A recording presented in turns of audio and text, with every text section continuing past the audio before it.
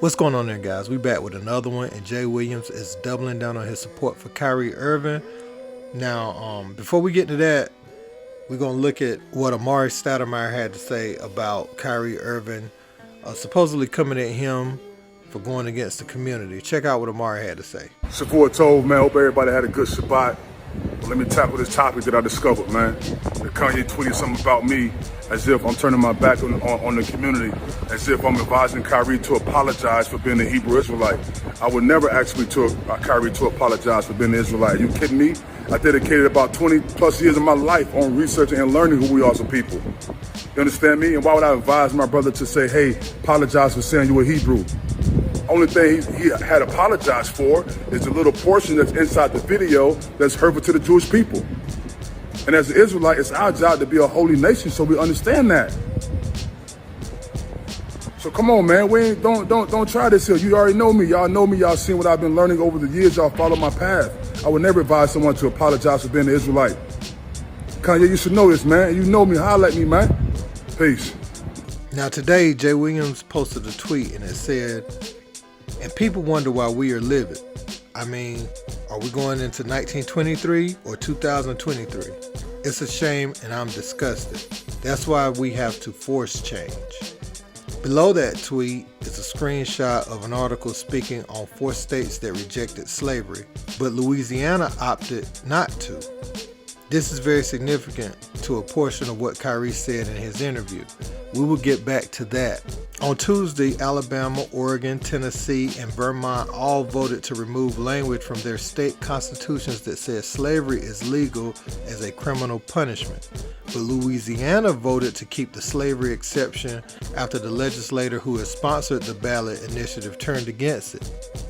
Edmund Jordan said that he realized that the measure could have inadvertently expanded slavery.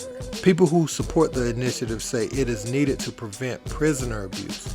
They hope to remove the same exception from the U.S. Constitution's 13th Amendment, which abolished slavery but kept a loophole.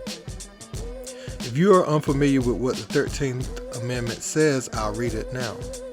Neither slavery nor involuntary servitude, except as a punishment for crime whereof the parties shall have been duly convicted, shall exist within the United States or any place subject to their jurisdiction. Around 800,000 prisoners currently work for pennies or for nothing at all, according to experts. 7 states do not pay prison workers at all. Currently, the law states slavery and involuntary servitude are prohibited except in the latter case as punishment for a crime. So after hearing those bullet points, do you remember when Kyrie said this piece at his press conference? I'm glad that I could stand on the truth because I'm not afraid of these mics, these cameras. I used to be looking everyone in the eye and telling them the truth. And I'm proud of who I am. Any label that you put on me, I'm able to dismiss because I studied. I know the Oxford Dictionary, you look it up, right? One of the biggest mistakes I had in being a kid was not knowing European or Western language until I started looking it up and understanding the definitions and why they say, if you want to trick a black person, put it in a book. I was wondering my whole life why they said that. Now I'm 30 years old and I know reading is a superpower because it helps me understand where I'm going and where I come from. So after hearing that, this is what Kyrie was saying about the language. People tried to make this thing bigger than it was, like he was anti-Semitic. This is exactly his point. When slavery was abolished, they still kept language in there which favored them. Basically, they said you can go off these plantations with no resources. So if we release you with nothing and you have to do what you have to do to gather your basic needs, we determine it a crime, we will lock you up anyway and call it involuntary servitude. That's exactly what Kyrie meant by the language that's used. Open your eyes, people. Let me know what y'all think in the comments.